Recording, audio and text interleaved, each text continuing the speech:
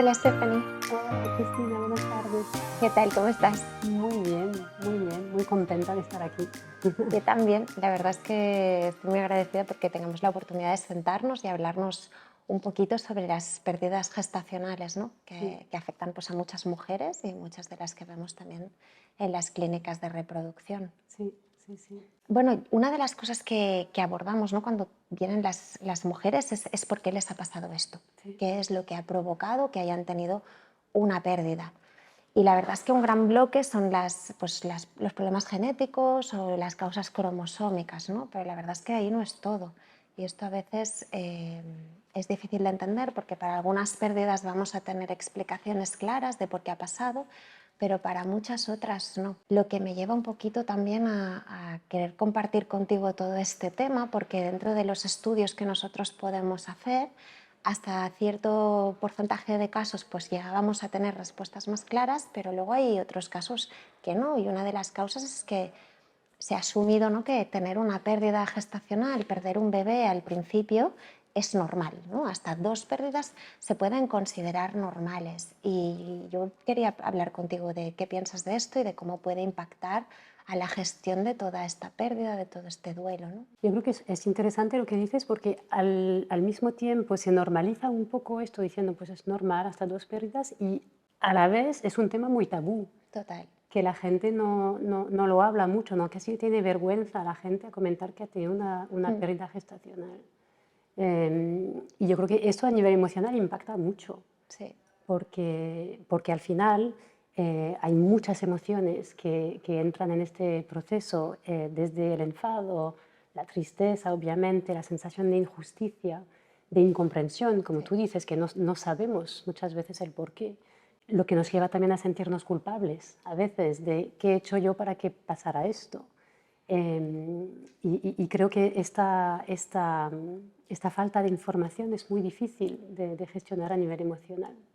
Y yo diría que también a nivel emocional, al final se trata de un duelo, Sí, ¿no? Que sea cual sea en sí, el momento del embarazo en que ha ocurrido la pérdida, después de 3 semanas o después de 3 meses, es un duelo, correcto. porque el bebé existió para nosotros. Totalmente. Eso es lo que te iba a compartir, ¿no? Porque muchas veces tenemos como la percepción de que cuando perdemos pues a nuestra madre, a nuestro padre, en un embarazo pues que está ya muy avanzado, es como que de alguna manera está más validado tener Sí, dolor o pasarlo mal, ¿no? ¿Y qué pasa con todas esas mujeres que al final son las más frecuentes, sí. que han perdido un embarazo a las 5, 6, 7, 8 semanas, ¿no? Ujú. Es lo que tú dices, muchas veces no se comparte, no se habla y al final es un duelo igual, no duele más de una manera que de otra, ¿no? Y validar eso, yo creo que dentro de esa gestión es importante, ¿no? Sí, de hecho muchas veces la gente al querer aliviar un poco el Mm, dolor de la persona lo que hace es minimizar sí, lo que ha pasado. Entonces te dicen, menos mal que ha pasado ahora, imagínate si estuvieras embarazada de 4 meses. mm, Bueno, pero esto duele porque casi que anula sí. este duelo, ¿no? Y casi que Mm. hace el contrario de normalizar estas emociones. Yo algo que les digo muchas veces a las mujeres que veo en la consulta es que son frases que están dichas muchas veces con la mejor de las intenciones, porque al final lo que toleramos mal el dolor del otro, ¿no? Y sabemos, nos cuesta mucho aguantar ahí, ¿no? Em, pero que aunque estén dichas con las mejores intenciones, también pueden poner un límite y decir, mira, ahora no necesito escuchar esto, ¿no? Ujú. O escucharse ellas y decidir qué información comparten, con quién la comparten, hasta cuándo, que tienen derecho a compartirla, porque a veces también a mí me preguntan, ¿ya lo podemos decir que estoy Sí, embarazada? Digo, podéis decir cuando queréis, ¿no? Porque decirlo o no decirlo, si luego se pierde, va a doler igual. Es que es un embarazo muy querido, ¿no? Y esto en mm, reproducción asistida tiene un impacto, yo creo que cualquier pérdida tiene un impacto importantísimo, ¿no? Pero en el contexto claro. además de una técnica de reproducción asistida en que las mujeres son súper conscientes de la fragilidad, ¿no?, Mm. que tiene un embarazo y del milagro que supone un embarazo al final, ostras, es difícil de llevar, ¿no? ¿Cómo las acompañas tú en este sentido? ¿Cómo podemos hacerlo? Yo como las acompaño, lo primero que les digo es que estas emociones son normales. Hay que validar estas emociones, ¿no? Porque como decíamos, como la gente muchas veces lo que hace es intentar minimizar el dolor y el evento, pues yo lo que hago al contrario es decirles: estas emociones son válidas, aunque te parezcan muy violentas a veces, ¿no? Los celos, la culpa, el enfado son emociones que no son muy agradables. La vergüenza. Pero, claro, pero yo les digo, son normales, es normal sentirse así porque estás pasando por un duelo. Entonces, validar las emociones. Luego, no Catalogar. catalogarlas, gracias, como emociones negativas. Muchas veces la gente hace como esta diferencia entre emociones positivas y emociones negativas. Las emociones nunca son negativas. Las emociones es una reacción del cuerpo a nuestros pensamientos y a lo que estamos viviendo. Nunca es negativo. Una emoción lo que sí que puede ser más desagradable o más difícil de vivir. Pero si las catalogamos como negativas, ya empezamos a sentirnos culpables, a juzgarlas. Y eso otra vez ¿sabes? Como nos lleva otra vez al tabú, a la vergüenza y cosas así. Entonces, validarlas, no catalogarlas como negativas, sino como emociones que son parte del duelo. El proceso del duelo, pasamos por emociones como la negación, el enfado, la tristeza, y para luego poder pasar a aceptarlas. Y es un proceso que es muy natural y de hecho tenemos que pasar por ello. Son emociones que son necesarias para hacer ese proceso. Y además no es un proceso lineal, porque No. tenemos entendido que hay como etapas, ¿no?, por las Sí. que vamos pasando. Y las mujeres a veces puedes tener la sensación que avanzas en una dirección, pero luego tienen la sensación que van hacia atrás. O un día estoy enfadada, pero otro día estoy más tranquila, y otro día estoy triste, y otro día vuelvo a estar enfadada, ¿no? Y es una mezcla de emociones que eventualmente, y si esto se acompaña y se trata, ¿no?, pues probablemente llegue a una situación que les permita afrontar, pues, o un nuevo embarazo, un nuevo tratamiento de reproducción desde otra posición, ¿no? Pero que es importante ese acompañamiento. Sí, sí, sí, sí. Yo, de hecho, lo que les invito a hacer es nombrar a sus emociones. Muchas veces cuando te preguntan ¿cómo estás?, dices bien o dices así, así. Bueno, pero más allá del bien que hay, soy feliz, alegre, contenta, agradecida, impaciente. Hay muchas palabras, entonces siempre les digo también intentar enriquecer un poco este vocabulario emocional, intentar nombrar la emoción y decir, pues estoy celosa, siento celos por mi amiga porque ella sí que está embarazada y teníamos la misma fecha más o menos prevista de parto y ella sigue, yo no. Estoy decepcionada o estoy enfadada, pero intentar nombrar la emoción porque es el primer paso para luego poder aceptarla y vivirla un poco mejor. Entonces esto también es muy importante. Pues, y Estefanía, yo te quería preguntar también, ¿no? Pues nosotros a veces damos la noticia, ¿no?, cuando vienen a la consulta y pues no hay latido o el embarazo no ha seguido adelante, ¿no? Pero luego, claro, esa señora va a salir de la puerta, ¿no?, y va a enfrentarse al mundo, a su casa, a su familia, a sus amigos. ¿Qué le podemos decir? ¿Cómo podemos ayudar, ¿no?, en este tránsito? Entendiendo que el dolor no lo vamos a poder quitar porque está ahí y tiene que estar ahí, y tiene su lugar. Sí, sí. Yo creo que es más difícil aún porque muchas veces, como tú decías, ¿no?, la gente no lo dice hasta el tercer mes. Hasta la semana 12 no se comenta. Porque hay un tabú también alrededor de esto. Entonces, al final, la persona tiene que anunciar el embarazo a la vez que anuncia la pérdida. Sí. Y es muy difícil. Muchas veces tienen que anunciar a su entorno que han perdido un bebé cuando el entorno ni sabía que estaban embarazadas. Entonces, yo creo que aquí es muy importante hablar. Es muy difícil estar solo o sola en este duelo. Yo creo que hablar alivia mucho. Obviamente hay que tener cuidado a qué decimos, a quién decimos, cómo se lo decimos, cuándo se lo decimos. Muchas veces lo que digo a la gente es, encuentra tu persona recurso. Igual la gente se piensa, mi persona recurso, obvio, es mi madre. Pues quizá no, porque quizá la madre tiene este impacto emocional también. Claro. Igual no está para apoyar como debería, o igual hace este tipo de comentarios torpes de menos mal que llega ahora y no más tarde. Entonces, a veces es simplemente pues, buscar la persona que pensamos nos va a apoyar, nos va a ayudar mejor a nivel emocional.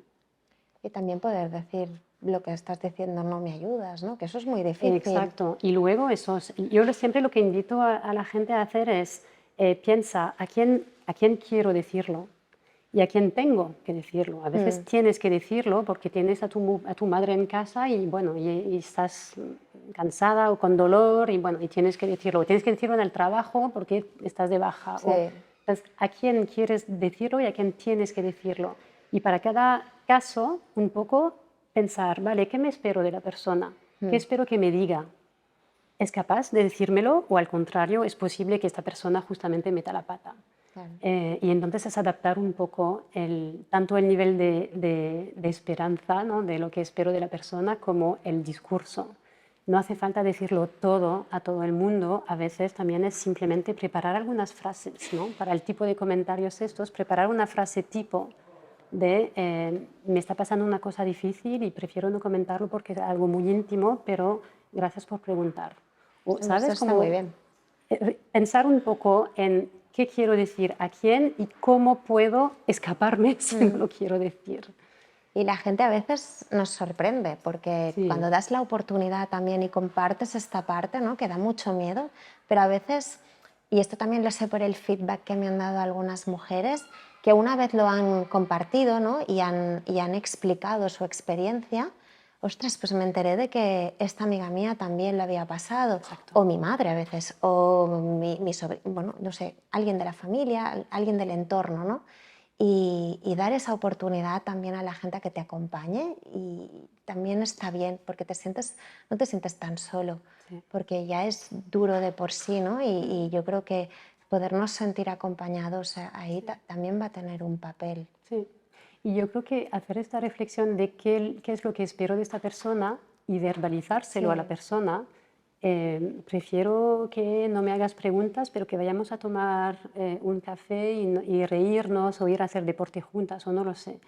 Pero verbalizarlo también ayuda a las personas a saber cómo apoyarte y cómo ayudarte. y esa es la otra, tienen derecho también a tomarse un break Sí, del duelo y totalmente, decir, totalmente. tengo mucho dolor, ahora necesito salir y tomar algo con alguien y desconectar un momento, ¿no? Luego, si necesito volver a llorar, ya volveré a llorar, ¿no? Sí, Pero no pasa nada si sales y te lo pasas bien un rato, porque es que nadie llora eternamente, ni nadie está triste eternamente, cada cual va a encontrar sus recursos y su ritmo, ¿no? sí.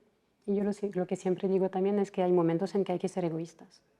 Sí, Y este es típico un momento en que hay que ser egoísta y pienso en pensar en qué es lo que me apetece ahora, qué es lo que me va a hacer sentir mejor y hacerlo. creo que esto es clave. Mm. Sí, sí, yo creo que cuidarse es lo más importante, ¿no? En estos momentos, cuidarse a nivel físico, a nivel emocional y a nivel bueno, de sensaciones positivas, ¿no? Creo que esto que nos comentas también nos ayuda a los médicos, ¿no? A la hora de que cuando tenemos una mujer que viene a la consulta y que ha tenido una pérdida, ¿no? A preguntarle cómo está y demás, porque a veces nos focalizamos pues, en diagnosticar, a veces también en tratar, ¿no? Y ahora me gustaría también compartirte un poquito cómo lo hacemos nosotros, pero creo que es importante también que abordemos todas estas emociones porque van a determinar cómo vivirán la siguiente etapa, ¿no? Su siguiente tratamiento, el siguiente intento, lo que sea, ¿no? A nosotros a nivel médico, bueno, somos bastante partidarios de que hay que ser más activos, ¿no? Cuando hay una pérdida, no normalizarla. Es decir, que sea frecuente no significa que sea normal y tampoco significa que no podamos hacer nada, ¿no? A veces es difícil decir exactamente pues, qué estudiamos, ¿no? Pues causas genéticas o problemas hematológicos, problemas inmunológicos, la microbiota puede intervenir. Hay como un gran espectro, ¿no? De test que podemos hacer, que no significa que tengamos que hacerle todo a todo el mundo. Yo soy partidaria también, supongo que tú también, de medicina pues muy individualizada, Claro, personalizada, ¿no? Y depende del contexto de cada mujer decidir qué test hacer, ¿no? Pero sí ofrecer algo, creo que hay que ofrecer e intentar tener alguna respuesta, ¿no? Porque las respuestas, aunque sea, pues no sé exactamente qué es lo que te pasó, pero voy a intentar que la siguiente vez no pase, ¿no? Y estrategias, Pues dependerán, ¿no? Sí que tenemos estrategias nosotros en medicina para intentar evitar el aborto, que van a depender básicamente de qué causó el primer aborto o de qué factores has podido detectar en la historia clínica de esa mujer que te hagan pensar que pueda tener más riesgo, ¿no? Sí que hay desde, pues, a veces tratamientos con aspirina, a veces tratamientos inmunológicos según lo que tengas, o ciertas estrategias también, ¿no? dentro del propio tratamiento de la preparación endometrial que nos permiten disminuir ese riesgo, ¿no? Y ahí yo te quería preguntar, ¿no? Pues cuando vienen, ¿en qué tiempo dirías tú? ¿No? Ya sé que es una pregunta capciosa, un poco trampa, pero ¿qué tiempo dirías? Porque a nivel médico nosotros nos gustan las cajitas, ¿no? Sí, sí, Clasificamos sí, las sí. cosas, ¿no? Y es verdad que solemos decir pues, que si ha sido un aborto natural en el sentido de que no ha habido una intervención quirúrgica o algo así, pues con la siguiente regla o la otra se podría empezar. Si ha habido algún tipo de complicación, a veces es necesario esperar un poquito más. A nivel emocional, ¿qué? No tengo respuesta, porque depende de la persona. Claro. Hay personas que necesitan estar en acción y que necesitan avanzar Sí. y que van a querer ir y muy rápido. Lo que pasa es que incluso para estas personas es importante que hagan este duelo, porque si empiezan demasiado rápido y aún no han hecho el duelo, pues empezarán con mucho más miedo, con mucho más estrés y al final tampoco es muy productivo. Entonces, yo creo que depende mucho de la persona. Yo creo que hay que hacer este trabajo de cómo me siento, nombrando las emociones, teniendo en cuenta que el proceso de duelo es normal, eh, pero hay personas que van a querer tomar su tiempo y otras personas que van a querer ir rápido. Yo creo que empalmar directamente con la siguiente regla a veces puede ser un poco violento para la persona. Claro. Yo creo que aquí la clave es la comunicación, ¿no? Que Sí, hablemos con ellas y sí, que preguntemos qué necesitas, qué quieres hacer, sí, ¿no? Y sí, que sí. también, y es verdad que tenemos que preguntarles cómo te sientes, pero también desde el punto de vista de los profesionales tenemos que aumentar, ¿no? el grado de sensibilización que tenemos hacia estas cosas, ¿no? Hacia poderle dar a la gente la opción de tener tiempo, ¿no? Antes de ponernos a hablar de otro Sí, tratamiento. sí, Yo a veces sí. lo pregunto, ¿no? ¿Quieres que hablemos ya de otro tratamiento o necesitas tiempo? ¿Cómo te encuentras? ¿Cómo estás? ¿No?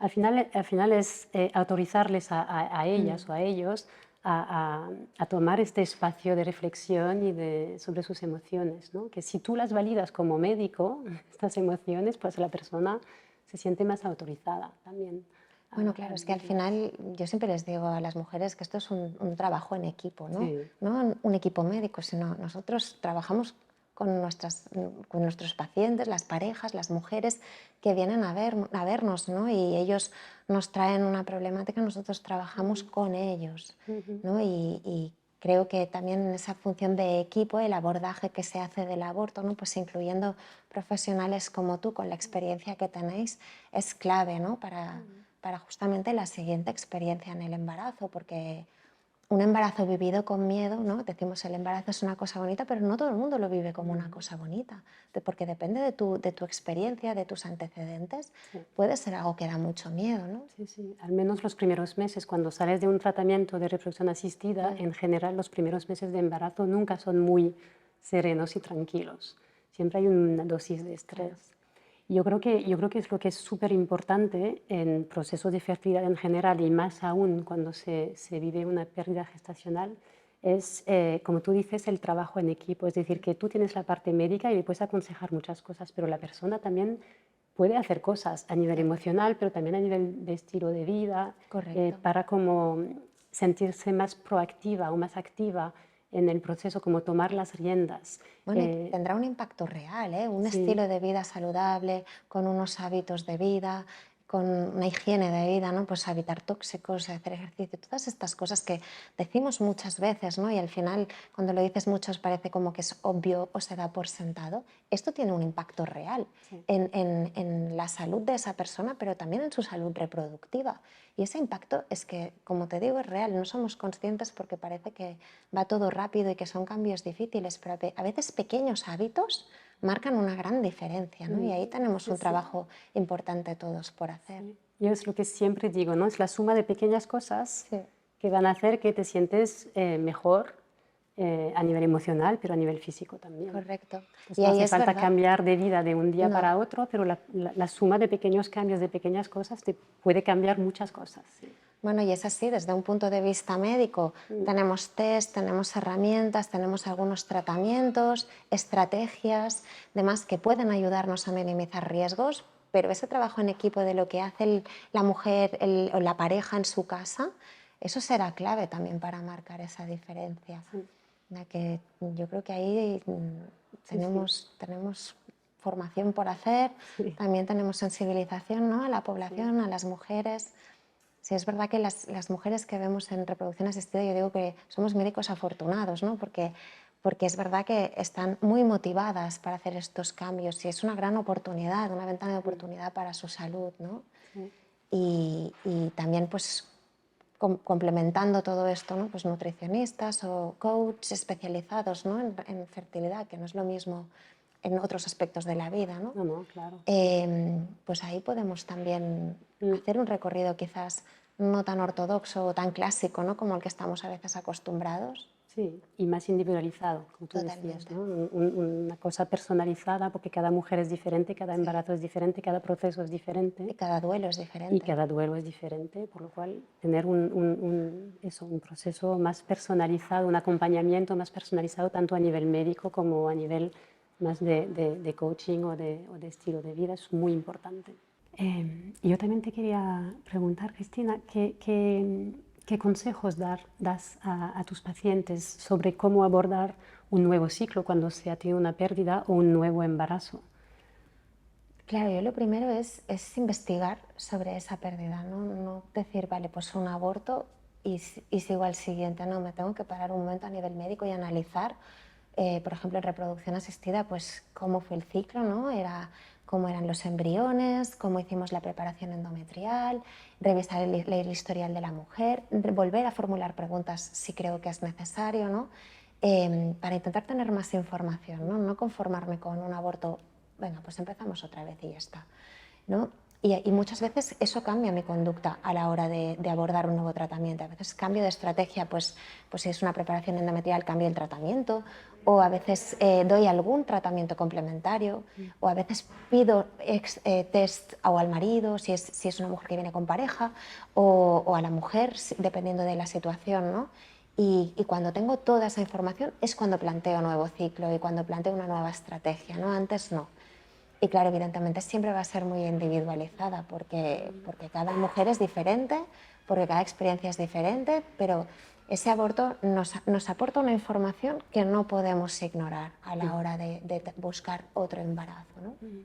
Sí, sí. Y a nivel emocional, ¿cómo Pues, lo abordaríamos? yo creo que de la misma manera que tú vas a indagar, es muy importante que la persona entienda todo lo que se pueda entender, que no se puede entender todo, ¿no? Pero que haga todas las preguntas. Yo creo que es muy importante que la persona se informe bien con su médico, con el equipo médico, para entender lo que ha pasado o para tener las próximas pautas. Creo que estar informados es básico, ¿no?, para bajar el nivel de estrés y de miedo.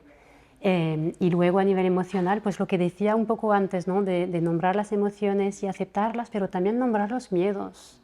¿A qué tengo miedo? Porque muchas veces los miedos los tapamos, decimos, Sí. bueno, En mi pero... experiencia, ponerle un nombre al miedo Exacto. hace que dé menos miedo. Exacto, exacto. Y entonces, y a veces hay miedos por cosas muy, muy, muy tontas, voy a decir, que hay Podemos y puede manejar. haber una respuesta médica, una respuesta muy logística, no lo sé. Pero es muy importante, yo siempre lo que les digo, haz la lista de todos tus miedos. Tengo miedo, obviamente, a que vuelva a pasar. Tengo miedo a que no me vuelva a quedar embarazada. Tengo miedo a quedarme sola. O sea, no sé, Y pero desde un punto de vista médico tenemos que validar ese miedo también. también. Y a veces, pues si necesitas una ecografía extra, pues se hace una ecografía extra. Porque vivir con esa angustia en casa es difícil, ¿no? Sí. Y también hay que entenderla, yo pienso, ¿no? Sí, sí. Y yo creo que ahí, pues de nuevo es trabajo en equipo, ¿no? Para Sí, entender que exacto. las personas no somos pequeñas cajitas y ahora solo miro esto, ¿no? Hay que entender la persona en global, no solo el aborto o no solo si hay un problema de fertilidad o no solo el duelo, sino ver el conjunto, ¿no?, de esa persona que tienes delante. Sí. Y luego lo que les digo siempre también es intentar provocar sensaciones positivas, que siempre va bien, ¿no? Para bajar un poco el nivel emocional, el nivel de estrés. Entonces, bueno... Ponerle el foco a otra cosa, ¿no? Sí, Digo exacto. yo. Me comentabas la importancia, ¿no? de intentar introducir emociones positivas. Sí, sí. Me parece muy interesante. Sí, sí. Yo creo que es muy importante en estos procesos también intentar provocar sensaciones positivas en el día a día, porque nuestro cerebro, el cerebro humano, tiene tendencia a focalizarse en lo negativo. Es muy humano y es normal, es natural. ¿Es una defensa o algo así? Sí, es una defensa, totalmente, totalmente. Igual que el miedo era una defensa de sobrevivencia cuando había dinosaurios y cosas así. Bueno, pues el cerebro tiene tendencia a darle más importancia a las cosas negativas para protegerse. Entonces hay que forzarlo un poquito.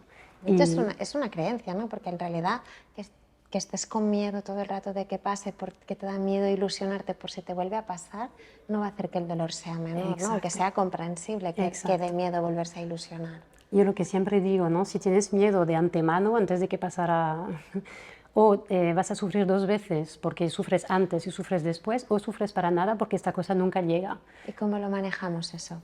Pues teniendo conciencia de esto, primero, de que no hace falta sufrir por adelantado por algo que aún no ha pasado e igual no va a pasar, entonces tomar esa distancia de, ¿vale?